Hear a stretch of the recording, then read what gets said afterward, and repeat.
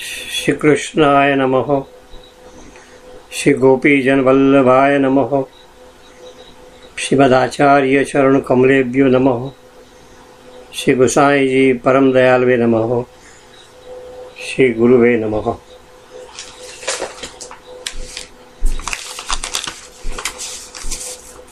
પુષ્ટિ માર્ગીય સાહિત્યમાં અને હિન્દી સાહિત્યમાં અષ્ટછાપ કવિઓનું જે પ્રદાન છે એ અતિ મહત્વનું છે. એમનું જે પ્રદાન છે એ ગૌરવપ્રદ છે. પુષ્ટિ માર્ગીય સાહિત્યમાં અષ્ટછાપ કવિઓએ જે પદો ગાયા છે એ કોઈ કવિની કલ્પના નથી, એમનો કોઈ કલ્પના વિહાર નથી. એમને ગાયેલા પદો એ તો સાક્ષાત એ અષ્ટછાપ કવિઓની અનુભૂતિ છે. શ્રી ઠાકોરજીના જે રીતે એમને દર્શન કર્યા, શ્રી ઠાકોરજીની લીલાઓને આ કવિઓએ જે રીતે નિહાળી, એનું જ હુબહુ વર્ણન અને એનો જ ભાવ આ કવિઓએ એ પોતાના પદોની અંદર વહેતો કર્યો છે. અને એટલા માટે જ અષ્ટછાપ કવિઓના આ જે પદો છે એ અલૌકિક છે. જે પદોનું ગાન આપણે પણ કરીએ ને તો આપણું અનુસંધાન પણ શ્રી પ્રભુ અને પ્રભુની લીલાઓ સાથે થઈ શકે છે. અને એટલા જ માટે વૈષ્ણવો હંમેશા આ અષ્ટછાપ કવિઓના પદોનું ગાન કીર્તન કરતા રહે છે. શ્રી હરાયજી મહારાજની કેવી અસીમ કૃપા કે જેમણે સામાન્ય વૈષ્ણવો માટે શ્રી યમુનાજીના ગાન કરવા માટે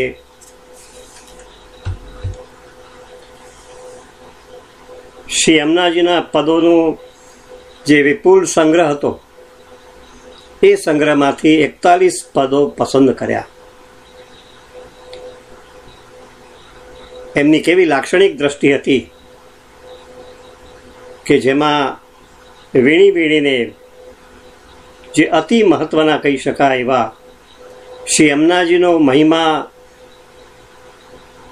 એમને જે રીતે નિહાળ્યો એ રીતે એ પદોની પસંદગી કરી અને વૈષ્ણવોની આગળ એ મૂકી. શ્રી મહાપ્રભુજીએ ભક્તિની વૃદ્ધિ કેવી રીતે થઈ શકે તો એના સાધનો આપણને બતાવ્યા. ભગવદ્ કથાનું શ્રવણ અને કીર્તન એ ભક્તિની વૃદ્ધિ માટેનું મહત્વનું સાધન છે. શ્રી ઠાકોરજીમાં પ્રેમ ભક્તિ વધી શકે એના માટે કથા શ્રવણ અને કીર્તન અત્યંત જરૂરી છે. એવી જ રીતે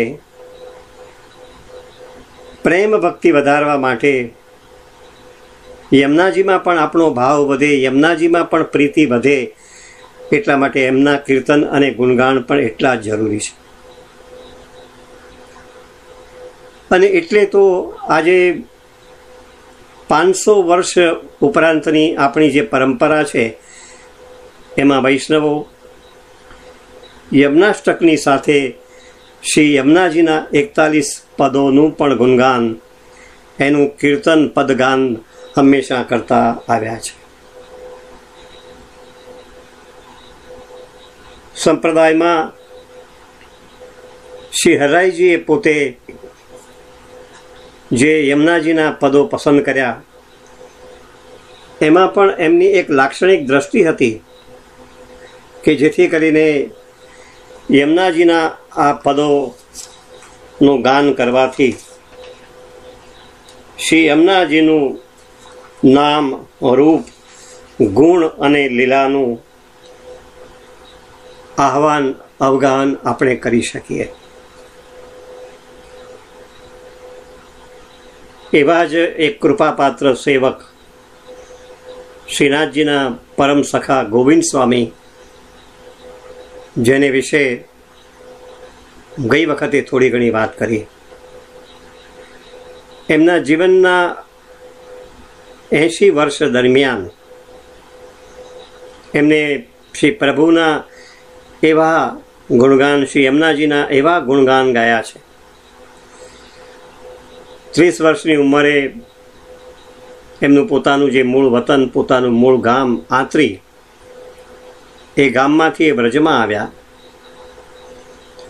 ગુસાઈજીના સેવક બન્યા અને પછી તો કાયમને માટે ગિરિરાજની તળેટીમાં એક નાની સરખી પર્ણકુટી બાંધીને રહેવા લાગ્યા. આ ગોવિંદ સ્વામી એ પ્રથમ પંક્તિના ગાયક. તે જમાનામાં અકબર બાદશાહનો રાજગવૈયા તરીકે તાનસેનજી હતા. આ ગોવિંદ સ્વામી અને તાનસેન, આ બંને આમ તો પ્રથમ પંક્તિના કહી શકાય એવા ગાયક હતા. અને છતાં પણ જ્યારે ગુસાઈજીને પૂછવામાં આવ્યું ત્યારે ગુસાઈજીએ તો સ્પષ્ટ શબ્દોમાં કહ્યું કે અમારા ગોવિંદ સ્વામી પાસે તાનસેનની ગાયકી માત્ર એક કોડી બરાબર છે. અકબર બાદશાહ પણ ગોવિંદ સ્વામીના કીર્તનથી, એમના પદગાનથી એટલા બધા પ્રભાવિત થયા હતા કે એક વખત ગુપ્ત વેશે એ વ્રજમાં આવ્યા અને જ્યાં આગળ ગોવિંદ સ્વામી કીર્તન ગાન કરતા હતા ત્યાં છુપા વેશે એ કીર્તન પદગાન સાંભળતા રહ્યા. વહેલી સવારના ગોવિંદ સ્વામી જ્યારે ભૈરવી રાગમાં પદગાન કરતા હતા ત્યારે સ્વાભાવિક રીતે બાદશાહના મુખમાંથી વાહ વાહ એવા શબ્દો જ્યારે નીકળી પડ્યા અને ગોવિંદ સ્વામીના કાન પર જ્યારે એ શબ્દો અથડાયા ત્યારે ગોવિંદ સ્વામીને મનમાં એક એવી લાગણી થઈ કે ખરેખર આજે ઠાકોરજીનો મારાથી એક અપરાધ થયો. મેં તો શ્રી ઠાકોરજીને સંભળાવવા માટે આ પદનું ગાન કર્યું, પણ આજે તો આ એક મ્લેચ્છ આ પદગાનને સાંભળીને વાહ વાહ કરવા લાગ્યો. બીજા શબ્દોમાં કહીએ તો આ રાગ ગોવિંદ સ્વામીની દ્રષ્ટિએ છોવાઈ ગયો. અને એટલા માટે એમ કહેવાય છે કે ગોવિંદ સ્વામીએ જીવનભર પછી ભૈરવી રાગ ગાયો નથી. અને આપણા સંપ્રદાયમાં પણ ત્યારથી ભૈરવી રાગ, જે હવેલી સંગીત, ઠાકોરજીની સન્મુખ જે કીર્તન પદગાન થાય છે, એમાં ક્યારે પણ ભૈરવી રાગ ગવાતો નથી. આ ગોવિંદ સ્વામીને શ્રી યમુનાજી પર અત્યંત પ્રીતિ, યમુનાજીના મહિમા ગાનમાં યમુનાજીને અલૌકિક દ્રષ્ટિએ એ નિહાળતા, એટલા માટે એમનો ભાવ યમુનાજીમાં સવિશેષ હતો. અને એટલા માટે ગોવિંદ સ્વામીએ શ્રી યમુનાજીના અલૌકિક સ્વરૂપને જે રીતે જાણ્યું, જે રીતે નિહાળ્યું અને જે રીતે એમને માણ્યું, ત્યારે એક સંકલ્પ પણ એમને ત્યારે લીધેલો કે મરણાંતે પણ શું યમુના જળની અંદર હું કદી પણ મારો પગ મૂકીશ નહીં. શ્રી યમુનાજીને ક્યારેય પણ પગથી હું સ્પર્શ કરીશ નહીં, કેમ કે યમુનાજીનું જળ એ કેવળ જળ નથી, એ તો સાક્ષાત મહારાણી સ્વરૂપ છે, એ તો સાક્ષાત ભગવત સ્વરૂપ છે. અને એવા ભગવત સ્વરૂપની જ્યારે આપણે સેવા કરીએ ત્યારે આપણો પગનો સ્પર્શ શ્રી યમુનાજીના જળમાં કેવી રીતે કરી શકાય? એટલા માટે ગોવિંદ સ્વામી કદી પણ શ્રી યમુના જળમાં સ્નાન કરતા નહીં. અલબત્ત ગઈ વખતે કહ્યું તેમ આ સંકલ્પની કસોટી કરવા માટે ગોસાઈજીના તૃતીય પુત્ર શ્રી બાલકૃષ્ણજી અને ચતુર્થ પુત્ર ગોકુળનાથજીએ એમની કસોટી કરવાનો વિચાર કર્યો. ભગવદ્ વાર્તાને બાને ગોવિંદ સ્વામીને શ્રી યમુનાજીના કિનારા પર લઈ જાય છે અને બળજબરીથી શ્રી યમુનાજીમાં એમને ડૂબાડવાનો પ્રયત્ન કરે છે, ત્યારે ગોવિંદ સ્વામી ચકિત બનીને બૂમ પાડી ઉઠે છે, અરે મારી પર કૃપા કરો, મારું વ્રત તોડશો નહીં. આ લૌકિક દેહ શ્રી યમુનાજીમાં નાખવાને માટે નથી, શ્રી યમુનાજીને સ્પર્શ કરવા લાયક મારો દેહ નથી. અને ગોવિંદ સ્વામી ત્યાંથી એમના હાથ છોડાવીને એ નીકળી જાય છે. કેમ કે શ્રી યમુનાજીના અલૌકિક સ્વરૂપને એમને માત્ર નિહાળ્યું હતું નહીં, પણ એમને માણ્યું પણ હતું. અને એટલા માટે ગોવિંદ સ્વામી એ કદી પણ યમુના જળમાં પોતાનો પગ મૂકતા નથી. આ ગોવિંદ સ્વામીના મનમાં શ્રી યમુનાજી વિશેનો કેવો અહોભાવ હશે એ સ્વાભાવિક રીતે આપણે સમજી શકીએ છીએ. અને એનું જ ચિંતન આપણે અહીંયા કરવાનું છે. ગઈ વખતે આપણે એકાદ પદનો વિચાર કર્યો હતો કે જેમાં ગોવિંદ સ્વામીએ નામ, રૂપ, ગુણ અને લીલાનું નિરૂપણ કરેલું છે. આજે પણ જ્યારે આ સત્સંગને સાંભળીએ ત્યારે પણ આપણે મનમાં માત્ર એક જ વિચાર હોય કે શ્રી યમુનાજી સાક્ષાત યમુના મહારાણી સ્વામી મારી સામે બિરાજી રહ્યા છે. આપણું મન, હૃદય શ્રી યમુના મહારાણીમાં જ સ્થિર કરીએ, શ્રી યમુના મહારાણીના દર્શન કરીએ. ગોવિંદ સ્વામીએ અથવા તો ગોવિંદ સ્વામી જેવા ભગવદીઓએ આપણને શ્રી યમુનાજીના જે રીતે દર્શન કરાવ્યા છે એ ભગવદીઓની આંખથી, આપણી પાસે તો લૌકિક આંખ છે, પણ એવા ભગવદીઓની આંખથી શ્રી યમુનાજીના દર્શન કરવાનો જો પ્રયત્ન કરીએ તો કદાચ એના દ્વારા શ્રી યમુનાજીનો મહિમા, શ્રી યમુનાજીનું સ્વરૂપ કેવા પ્રકારનું છે, શ્રી યમુનાજીનો મહિમા કેવા પ્રકારનો છે એ કદાચ એના દ્વારા આપણે સમજી શકીએ. શ્યામ સંગ શ્યામ વહે રહીશું જમને. શ્યામ સંગ શ્યામ વહે. યમુનાજી કેવા છે? તો યમુનાજી મેઘ શ્યામ સ્વરૂપ છે. મૂળમાં તો શ્રી યમુનાજી શ્યામ નથી, એમનો ગૌરવર્ણ છે, પણ યમુનાજીએ વિચાર કર્યો કે ઠાકોરજી શ્યામ વર્ણના, ઠાકોરજીને શ્યામ વર્ણ અતિ પ્રિય. તો યમુનાજીએ પણ ઠાકોરજીના સંગમાં પોતાનો ગૌર વર્ણ છોડીને શ્યામ વર્ણ અંગીકાર કર્યો. અને આમ શ્યામ સુંદર શ્રી ઠાકોરજીના સંગની અંદર શ્રી યમુનાજી પણ શ્યામ સુંદરી બની ગયા.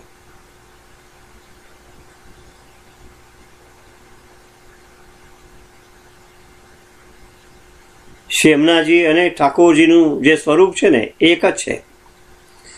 અને એટલા માટે ઠાકોરજીનું નામ કૃષ્ણ તો શ્રી યમુનાજીનું નામ કૃષ્ણા, કેમ કે યમુનાજી પણ કૃષ્ણ વર્ણના છે. તો શ્યામ સંગ શ્યામ વહે રહીશ જમને, સુરત શ્રમ બિંદુ તે સિંધુ સી બલી ચલી, માનો આતુર અલી રહી ન ભવને. શ્રી યમુનાજી વ્રજમાં કેવી રીતે પધાર્યા એનું અદ્ભુત દર્શન શ્રી મહાપ્રભુજીએ યમુનાષ્ટકમાં આપણને કરાવ્યું છે કે જેમાં કોઈક ઉંમરલાયક સ્ત્રી હોય તો એ નવવધૂના મનમાં એક પ્રકારનો ઉમંગ હોય, અનેક પ્રકારના સ્વપ્નો એના મનમાં રહેતા હોય. એટલે શરૂઆતમાં કદાચ એ ધીમા પગલે ચાલતી હોય, પણ પછી તો પતિને મળવાની આતુરતાને કારણે એની ગતિ તેજ થતી હોય, એની ગતિ વિલાસ ગતિ હોય. કેમ કે પતિની પાસે જલ્દી પહોંચવાનો એના મનમાં એક પ્રકારનો ભાવ છે.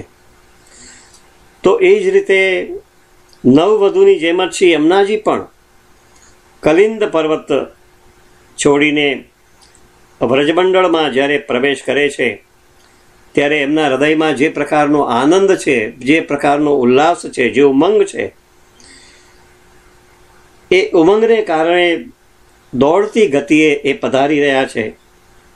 માર્ગમાં પથરા આવતા હોય, કાંકરા આવતા હોય, તો એ બધા જે કોઈ રોકવાનો પ્રયત્ન કરે એ બધાને પોતાના ચરણારવિંદથી હટાવતા હટાવતા ખૂબ જ તેજ ગતિથી શ્રી ઠાકોરજીને મળવાને માટે, શ્રી ઠાકોરજીને મળવાની ઉત્સુકતા એટલી બધી એમનામાં છે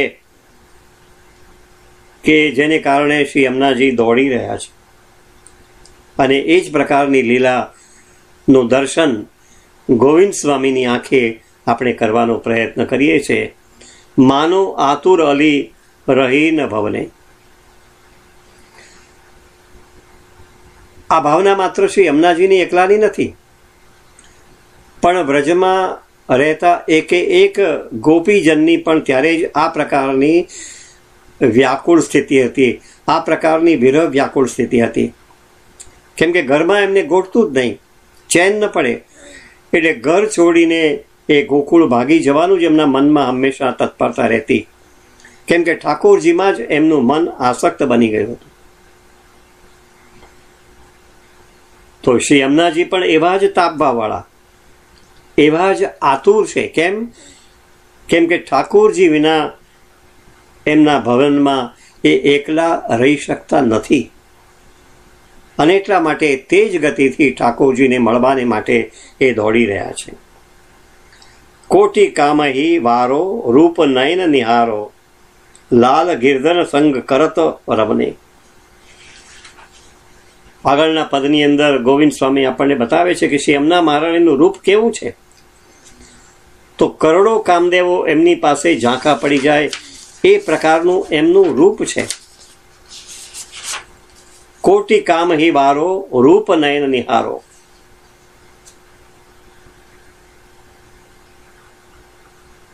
એમના રૂપને આંખોથી નિરખીને એ રૂપ પર કરોડો કામદેવોને ઓવારી નાખવાનું મન થાય એવું અદ્ભુત કહી શકાય એવું શ્રી યમુનાજીનું રૂપ છે. રૂપ નયન નિહારો. ગોવિંદ સ્વામી કહે છે કે એનું હું વર્ણન કરી શકું નહીં, તમે જાતે જ તમારી આંખોથી શ્રી યમુનાજીના દર્શન કરી લો. આવા શ્રી યમુનાજી શું કરી રહ્યા છે? તો રાસ રમણ કરી રહ્યા છે. આવા શ્રી યમુનાજી રાસ રમણ કરી રહ્યા છે. ઠાકોરજી સાથે એ રમણ કરી રહ્યા છે અને વિવિધ લીલાઓથી શ્રી ઠાકોરજીને એ રીઝવી રહ્યા છે. શ્રી યમુનાજી ઠાકોરજીની નિકુંજમાં જ્યારે પધાર્યા ત્યારે યમુનાજીના દર્શન કરીને ઠાકોરજી પણ એટલા બધા હરખાઈ જાય છે અને એટલે શ્રી યમુનાજીને અત્યંત સ્નેહથી પોતાના હૃદયની સાથે ચાંપી દે છે. ત્યારે બંને સ્વરૂપો જાણે એક બની જાય છે. શ્રી યમુનાજી ઠાકોરજીને વિશાળ બાહુમાં લપેટાઈ જાય છે, એક રૂપ બને છે. આવા શ્રી યમુનાજી કે જે તેજ ગતિથી આવે છે શ્રી પ્રભુને મળવાને માટે. આપણે જ્યારે સ્નાન કરીને, અપરસમાં સ્નાન કરીને જ્યારે ઠાકોરજીની સેવામાં પ્રવૃત્ત બનીએ છીએ ત્યારે ચરણામૃત લઈએ છીએ. એ ચરણામૃતનો ભાવ પણ શ્રી ગોવિંદ સ્વામીએ ત્યાર પછીના પદની અંદર ગાયો છે. ચરણ પંકજ રેનું જમના જુદૈની, કલયુગ જીવ ઉદ્ધારણ કારણ, કાટત પાપ અબધાર પૈની. ચરણ પંકજ રેનું. શ્રી યમુનાજી શેનું દાન કરે છે? તો એમના કિનારા પરની ઠાકોરજીના ચરણારવિંદની રજનું દાન એ આપણને કરે છે. ચરણ પંકજ રેનું જમના જુદૈની.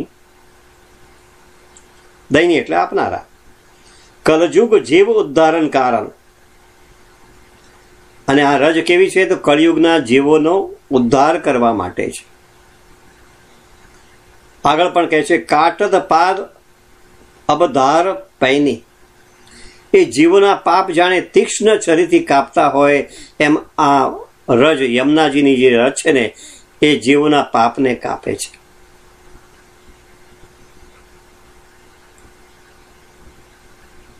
તો ગોવિંદ સ્વામી અહીંયા શ્રી યમુનાજીના ગુણનું વર્ણન કરે છે કે શ્રી યમુનાજીના ચરણ કેવા છે, તો અલૌકિક કમળ જેવા ચરણ પંકજ રેનું, એમના ચરણ અલૌકિક કમળ જેવા છે. જેમ કમળ માણસને શીતળતા આપે, જેમ કમળ માણસને એક પ્રકારના સુખની અનુભૂતિ કરાવે, તેમ શ્રી ઠાકોરજી અને શ્રી યમુનાજીના ચરણ કમળ પણ જે કોઈ એમને શરણે જાય એમને હૃદયની શીતળતા અને સુખનું દાન એ કરે છે, અને માટે જ એમના ચરણને અહીંયા ચરણ કમળ કહેવામાં આવ્યા. શ્રી ઠાકોરજી અને શ્રી યમુનાજી વ્રજમાં ખુલ્લા ચરણારવિંદથી ચાલે છે, એટલે વ્રજભૂમિની જે રજ છે ને એ ઠાકોરજીના ચરણારવિંદને લાગે. શ્રી યમુનાજીના કિનારે વ્રજમાં જેટલી રજ બિરાજે છે ને એ બધી જ રજ કોની છે, તો ઠાકોરજી, સ્વામિનીજી, શ્રી યમુનાજી અને વ્રજભક્તોના ચરણ કમળની રજ છે. તો આ રજ કેવી બની? એ ભગવદ સ્વરૂપાત્મક બની. કેમ કે વ્રજમાં જેટલી પણ રજ બિરાજે છે એ બધી રજ શ્રી ઠાકોરજી, સ્વામિનીજી, શ્રી યમુનાજી અને વ્રજભક્તોના ચરણ કમળની રજ છે. શ્રી ઠાકોરજીએ અહીંયા અનેક પ્રકારની લીલાઓ કરી છે, અને એટલા માટે એ જે રજ છે ને એ ભગવદ સ્વરૂપાત્મક છે. એટલે ગોવિંદ સ્વામીએ અહીંયા સમજાવ્યું છે, જેમ શ્રી મહાપ્રભુજીએ પણ આપણને સમજાવ્યું ચિંતા સંતાન હંતારો, એમ ગોવિંદ સ્વામી પણ અહીંયા આપણને સમજાવે છે કે યમુનાજીના કિનારે પર બિરાજતી આ જે ચરણરજ છે ને એ આપણી સકલ ચિંતાઓ, આપણા સકલ લૌકિક જે ઉદ્વેગો છે એનું નાશ કરવા માટેનું સામર્થ્ય ધરાવે છે.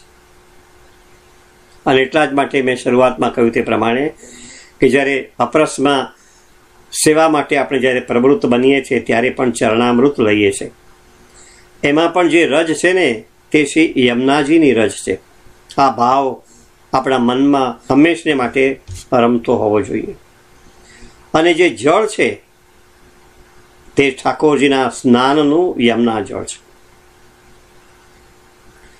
તો ગોવિંદ સ્વામી પોતાના અનુભવની અહીંયા વાત કરે છે કે વ્રજમાં આવ્યા પછી નિત્ય શ્રી યમુનાજીની ચરણ રજ મેં લીધી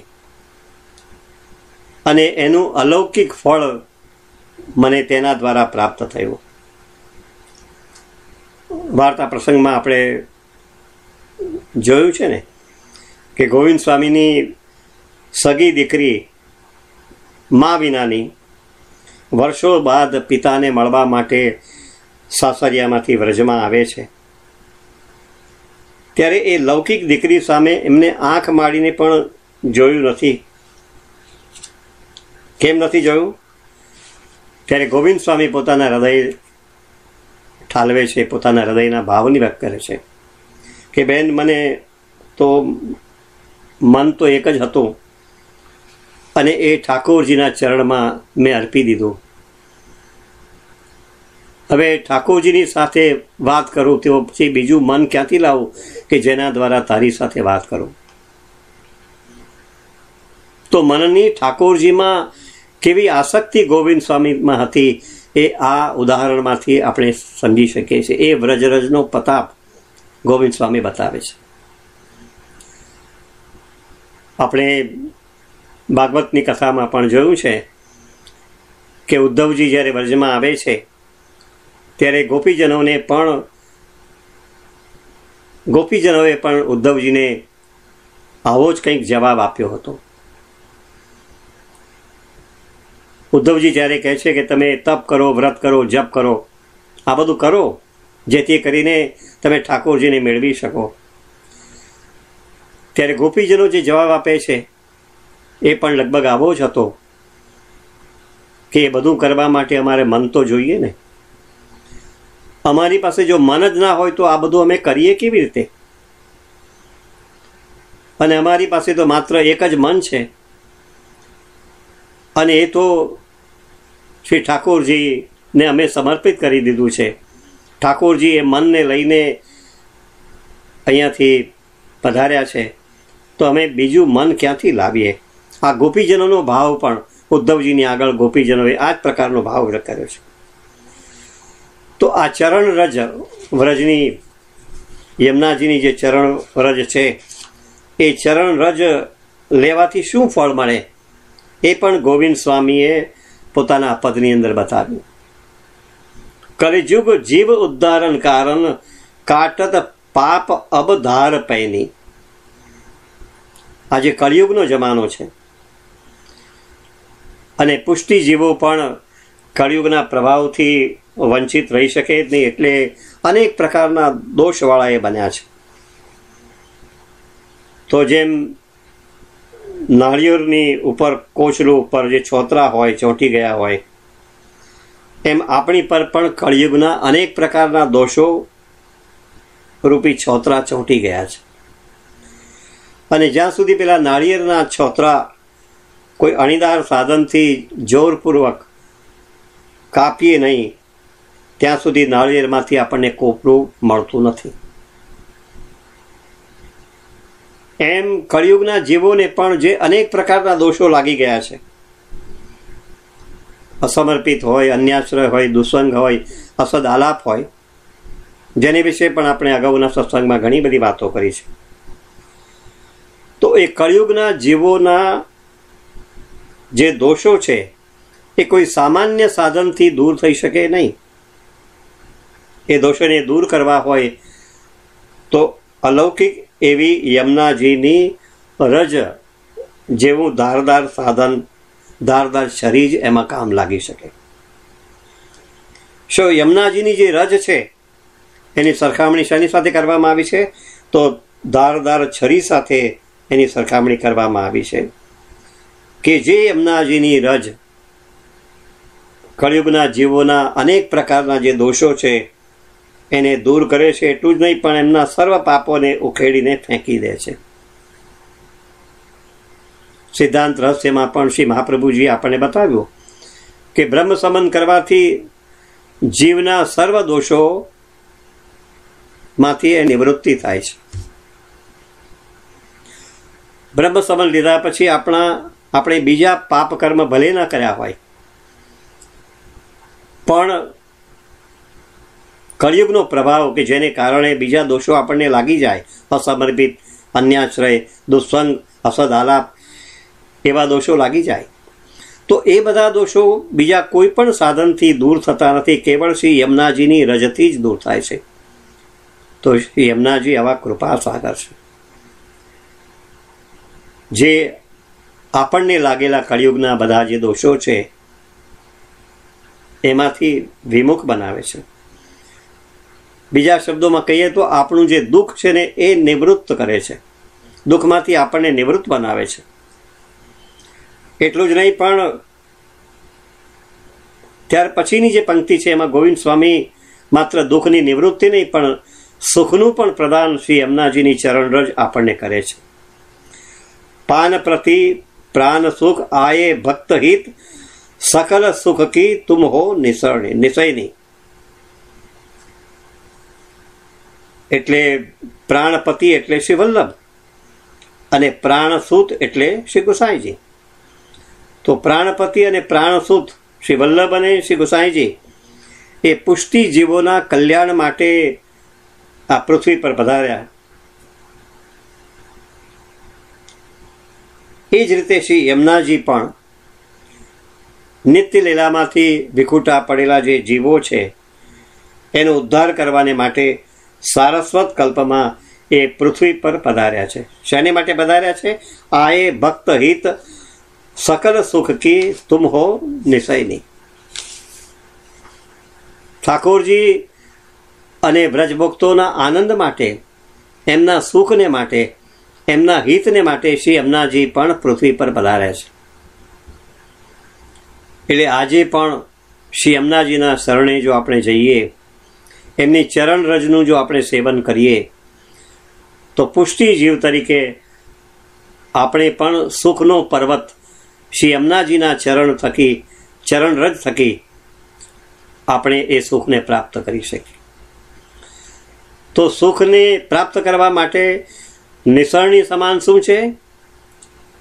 તો શ્રી યમુનાજીની રજ છે. તો ઠાકોરજી રૂપી પૂર્ણ સુખ આપનારા આવા શ્રી યમુનાજી છે. અને આ યમુનાજીએ ઠાકોરજીને પોતાના સ્નેહથી, પોતાની સેવાથી વશ કર્યા છે. ઠાકોરજીને પોતાને વશ રાખ્યા છે. પણ યમુનાજીનો સ્વભાવ છે, જે આપણે આગળ પણ જોયું છે, કે પોતે જ સુખ ભોગવે એવો એનો ક્યારેય પણ સ્વભાવ નથી. મારે કારણે જો બીજાને સુખ થતું હોય તો પોતાનું સુખ એ છોડવાને માટે હંમેશા તત્પર રહેતા હોય છે. અને એટલા જ માટે શ્રી યમુનાજી પોતાના ભક્તોને ઠાકોરજી રૂપી પરમ સુખનું દાન કરે છે. આવા શ્રી યમુનાજી કેવા છે? તો ઠાકોરજી વિના એક ક્ષણ પણ એ રહી શકતા નથી.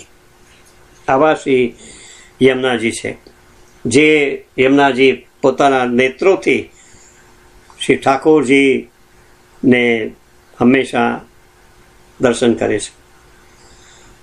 ગોવિંદ સ્વામીએ શ્રી યમુનાજીના નેત્રોના 2 વિશેષણ પણ આપ્યા અહીંયા. ગોવિંદ પ્રભુ વિના રહત નહીં એક છીન. એક ક્ષણ પણ એ પ્રભુના વિના રહી શકતા નથી. અતિ આતુર. યમુનાજીના નેત્રો કેવા છે? અતિ આતુર છે. અને બીજું વિશેષણ શું છે? ચંચલ નયની. એમના નયનો અતિ આતુર છે, અધીર છે. શેની અધીરતા છે એમનામાં?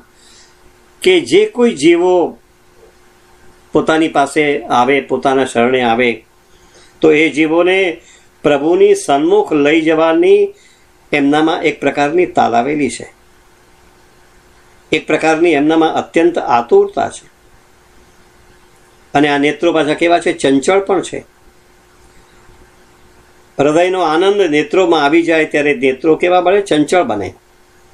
તો યમુનાજી આનંદનું સ્વરૂપ છે. અને એટલા માટે ઠાકોરજી યમુનાજીની વિનંતી પણ સ્વીકારે છે અને જીવોને પછી કૃપાનું દાન કરે છે. આવા શ્રી યમુનાજી, જેને ગોવિંદ સ્વામીએ પોતાના પદોમાં પોતે જે પ્રકારનો મહિમા જોયો, માણ્યો, એ જ રીતે આ પદોની અંદર પણ એ મહિમાનું ગાન કરેલું છે. તો યમુનાજી જેવા બીજા કોઈ દાનવીર નથી, યમુનાજી જેવા બીજા કોઈ દાતા નથી. જે કોઈ એમના શરણે જાય, દોડતા ઝડપથી શરણે જાય, એમને તે જ ક્ષણે સનાથ કરે છે. જમના સી નાહી કોઈ ઓર દાતા. શ્રી યમુનાજી જેવા બીજા કોઈ દાનવીર નથી, કોઈ દાતા નથી. જો હી ઇનકી શરણ, જે એમના શરણમાં જાય, જાત હૈ દોડી કે, દોડીને જે એમના શરણમાં જાય, તાહી કો તિહી છીન કરી સનાથા. તિહી છીન એટલે તે ક્ષણે એમને સનાથ એ કરે છે. તો ગોવિંદ સ્વામીએ આ જે પદ છે એમાં યમુનાજીના ગુણનું દર્શન કરાવ્યું છે. જમના સી નાહી કોઈ ઓર દાતા. શ્રી યમુનાજી જેવા બીજા કોઈ દાતા નથી. ગોસાઈજીનો પ્રસંગ પણ આપણને યાદ છે, દામોદરદાસ સરસાનીજી, કે જેમાં ગોસાઈજીએ દામોદરદાસ સરસાનીને આ જ પ્રશ્ન કર્યો હતો, ધમલા, મોટું કોણ, દાન કે દાનનો આપનાર દાતા? ત્યારે દામોદરદાસ સરસાનીએ પણ જે જવાબ આપ્યો હતો એ અહીંયા પ્રસ્તુત છે. કોઈ દિવસ દાન મોટું નથી હોતું, પણ મોટો હોય છે દાતા. અને એમાં પણ જે દાતા પોતાનું સર્વસ્વ દાનમાં આપી દે, એ સૌથી મોટો દાતા. તો શ્રી મહાપ્રભુજી આપણા આવા મોટા દાતા છે. એમણે બ્રહ્મ સંબંધ દ્વારા એમનું સર્વસ્વ શું હતું? શ્રી ઠાકોરજી.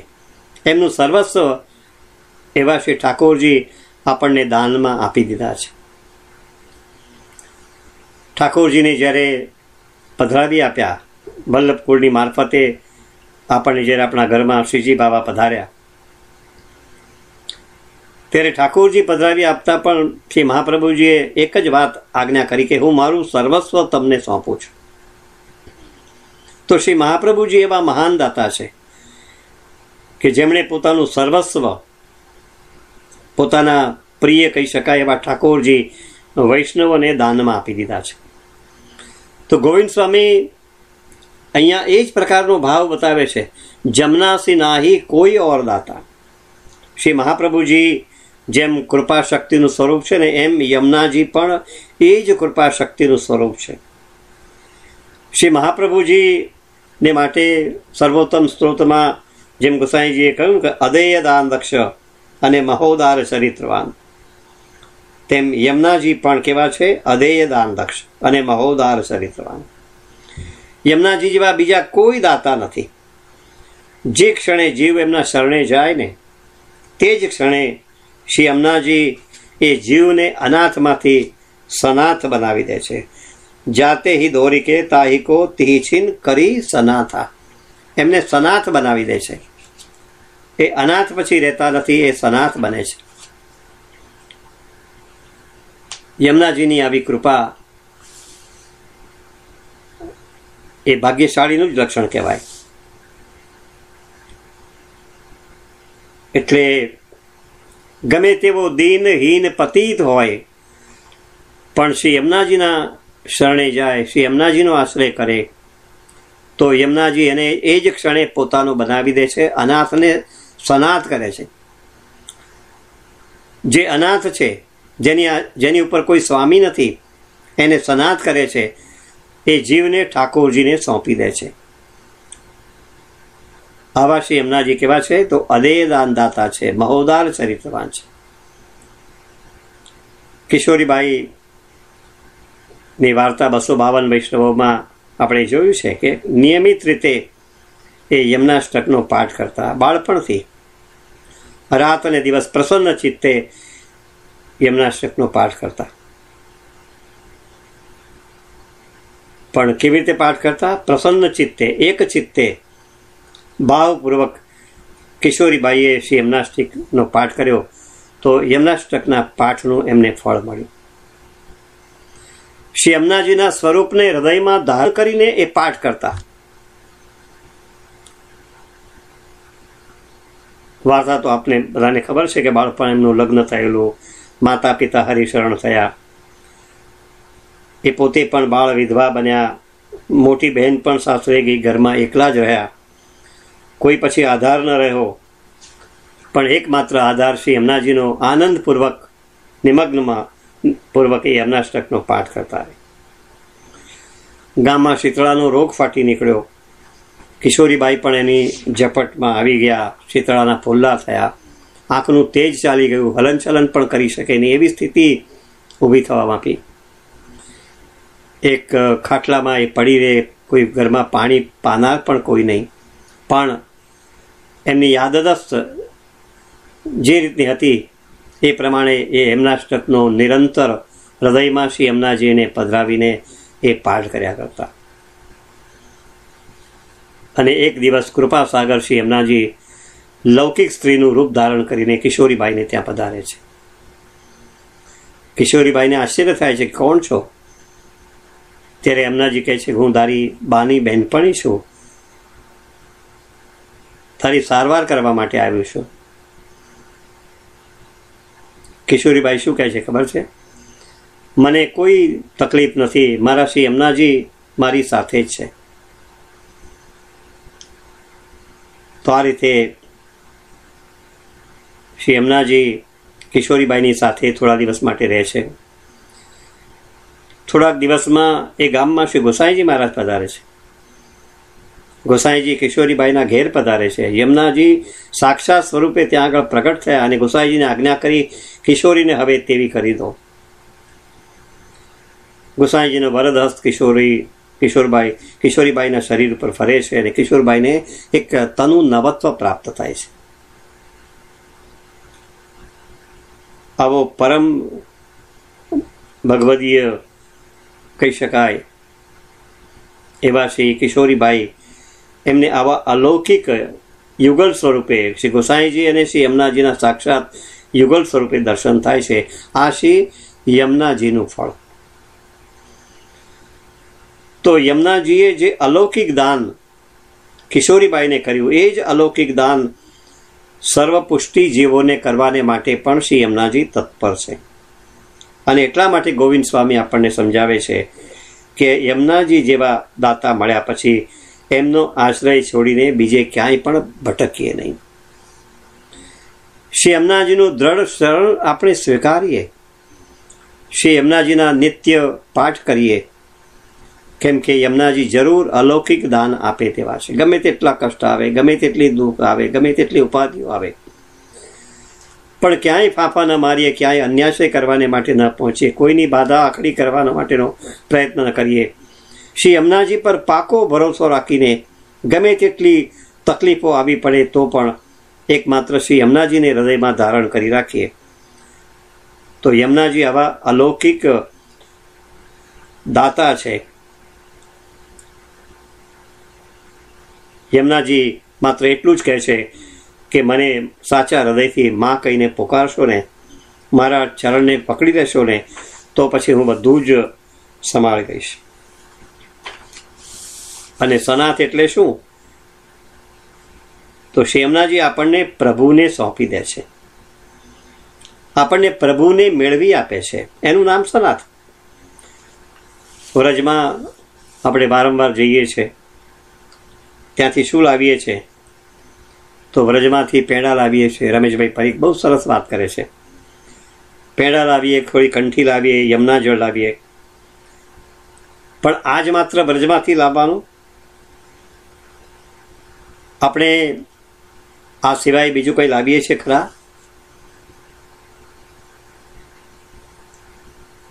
તો જે લાવવાનું છે તે માત્ર આટલું જ કે વ્રજમાં આવ્યા છે ને, તો આપણી મનમાં એક જ ભાવના રહે, શ્રી ઠાકોરજીના દર્શન થાય એવી અમારી પર કૃપા કરો.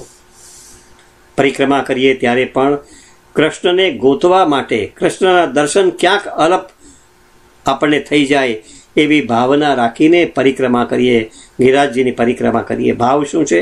શ્રી ઠાકોરજીના દર્શન ભાવ. એહી ગુણગાન રસખાન રસના એક સહસ્ત્ર રસના ક્યો ન દઈ વિધાતા. તો ગોવિંદ સ્વામી અહીંયા ફરિયાદ કરે છે કે અમને 1000 જીભ કેમ ના આપી? રસના રસખાન રસના, રસના એટલે જીભ, રસખાન રસથી ભરપૂર, એક સહસ્ત્ર રસના ક્યો નહીં વિધાતા, અમને 1000 જીભ કેમ નથી આપી? યમુનાજીના જો ગુણગાન કરવા હોય તો એક જીભથી ચાલી શકે નહીં, અમને તો 1000 જીભની જરૂર પડે. ગોપીજનોએ પણ આ જ પ્રકારની ફરિયાદ કરી છે ને કે ઠાકોરજીના દર્શન કરવા માટે અમને માત્ર 2 જ આંખ શા માટે આપી? અમને મળેલી 2 આંખો ઓછી પડે છે. તો આવા શ્રી યમુનાજી, એમની પર હું મારું તન મન ધન ન્યોછાવર કરી દઉં, કારણ કે બધા જ પુષ્ટિ જીવોનું જીવન કોના હાથમાં છે? ગોવિંદ બલી તન મન ધન વારને સબિન કો જીવન ઇન્હી કે હાથ. બધા જ પુષ્ટિ જીવોનું જીવન એમના હાથમાં છે. અને એવા પુષ્ટિ જીવો શ્રી યમુનાજીના શરણે જાય ને તો પુષ્ટિ જીવોને અલૌકિક ફળ શ્રી યમુનાજી જરૂર આપી શકે તેમ છે. જગતમાં જે કોઈ યમુનાજીનો યશ ગાય એને આધીન થઈને શ્રી યમુનાજી પોતાના પ્રાણપતિ શ્રી ઠાકોરજીને સોંપી દે છે. યમુનાજીના ગુણગાન કરવાથી શું મળે, કેવું અલૌકિક ફળ મળે, એ શ્રી ગોવિંદ સ્વામી બતાવે છે. જમના જસ જગત में જોઈ ગાવે, ताके आधीन वहे रहत है प्राणपति, नयन और बैन में रसजू छावे.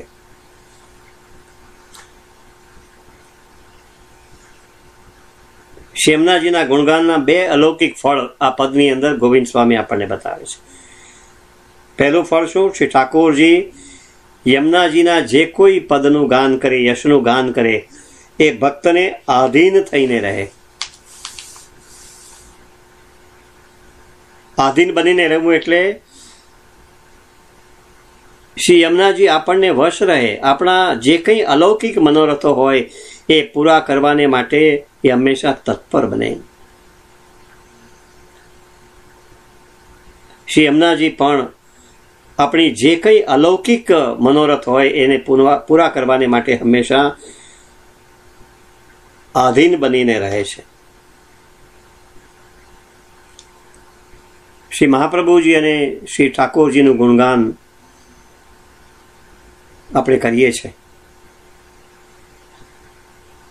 તો શ્રી મહાપ્રભુજી અને ઠાકોરજી આપણને અધીન બની ગયા એમ કેવી રીતે જાણીએ? એમ આ વાત અગાઉના સત્સંગમાં પણ વારંવાર મેં કહી છે કે શ્રી મહાપ્રભુજી અને ઠાકોરજીનું ગુણગાન આપણને વારંવાર કરવાનું મન થાય.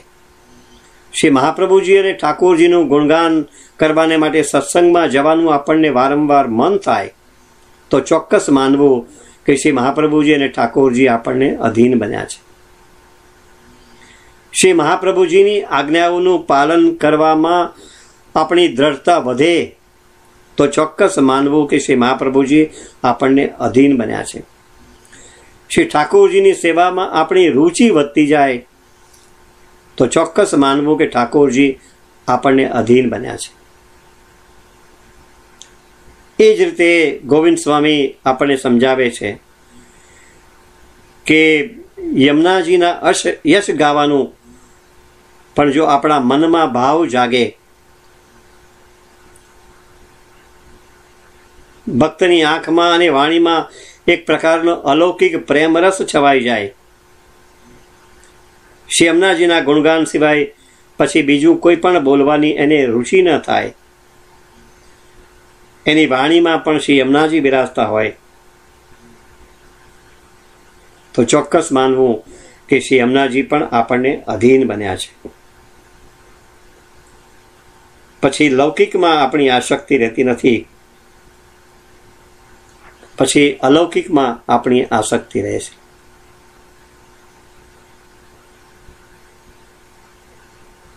આ વાત જે બુદ્ધિવાદી કહેવાતા વ્યક્તિઓ છે એમને કદાચ ન સમજાય, કારણ કે આ શ્રદ્ધાનો, આ અલૌકિક ભાવનો પ્રશ્ન છે અને ગોવિંદ સ્વામી આપણને આ પ્રકારના અલૌકિક ભાવને અહીંયા દર્શાવે છે. વેદ પુરાણ તે બાત હી અગમ હૈ, પ્રેમ કો વેદ કો ન પાવે. ગોવિંદ સ્વામી શું કહે છે કે આ અલૌકિક જે રહસ્ય છે એ વેદ અને પુરાણના ઋષિ મુનિઓ પણ જાણી શક્યા નથી, એ સમજી શક્યા નથી. કારણ કે માત્ર જ્ઞાની હતા પણ એ પુષ્ટિ ભક્ત નહોતા. આ અલૌકિક ફળ પણ શ્રી ઠાકોરજી અને યમુનાજીએ ગુપ્ત રાખ્યું છે, એ શાસ્ત્ર ગ્રંથોમાં પ્રગટ કર્યું નથી. શ્રી યમુનાજીના જે અલૌકિક ગુણો છે, એમનું જે અલૌકિક સામર્થ્ય છે એ વેદ અને પુરાણો માટે પણ અગમ છે. બાત હી અગમ હૈ, પ્રેમ કો વેદ કોઈ ન પાવે. આ પ્રેમને પણ એ પામી શકે નહીં. ભક્તોનો પોતાના પ્રભુ પ્રત્યે કેવો પ્રેમ હોઈ શકે એ શાસ્ત્રો સમજી શકે નહીં. તો કહત ગોવિંદ જમના કી જા પર કૃપા, સોઈ છે વલ્લભ કુળ શરણ આવે. ગોવિંદ સ્વામી કહે છે કે યમુનાજીની જેમની પર કૃપા થાય એ જીવ ગમે તેટલો દુષ્ટ હોય, ગમે તે પ્રકારની યોનિનો હોય, પણ એક વખત શ્રી યમુનાજીનું શરણ એ પામી શકે અને યમુનાજીની કૃપા થતાં જ એ વલ્લભ કુળનું શરણ લેવાને માટે એ પુષ્ટિ જીવ તત્પર બને છે. જમનાજી કા જા પર કૃપા સોઈ વલ્લભ કુળ શરણ આવે. યમુનાજીની કૃપા થશે તેની સાથે જ આવો પુષ્ટિજીવ વલ્લભ કુળનું શરણ લેવાને માટે તત્પર બનશે. અને વલ્લભ કુળનું શરણ એટલે બ્રહ્મ સંબંધ, જે શ્રી વલ્લભે આપણને બ્રહ્મ સંબંધનું દાન કર્યું એ શ્રી યમુનાજીના કૃપા બળને કારણે થયું છે એમ આપણે સાચું. ટૂંકમાં પુષ્ટિ માર્ગમાં શ્રી મહાપ્રભુજીથી લઈને આજ સુધી સૌએ શ્રીજી બાબાના જેટલા યશ ગયા છે એટલા જ શ્રી યમુનાજીના પણ ગયા છે. શ્રી યમુનાજી ભક્તોનું મોટું ધન છે. શ્રી યમુનાજી અલૌકિક પ્રેમનો સાગર છે. અને એટલે જ અષ્ટછાપ કવિઓની વાણીથી શ્રી યમુનાજીનો મર્મ જાણવાનો અલૌકિક અવસર આજે આપણને મળ્યો છે. એ ખરેખર આપણું અહોભાગ્ય છે. એનું વધુને વધુ આસ્વાદન કરીને આપણે આપણી જાતને કૃતાર્થ બનાવીએ એવા શબ્દો સાથે આજના સત્સંગને આપણે વિરામ આપીએ.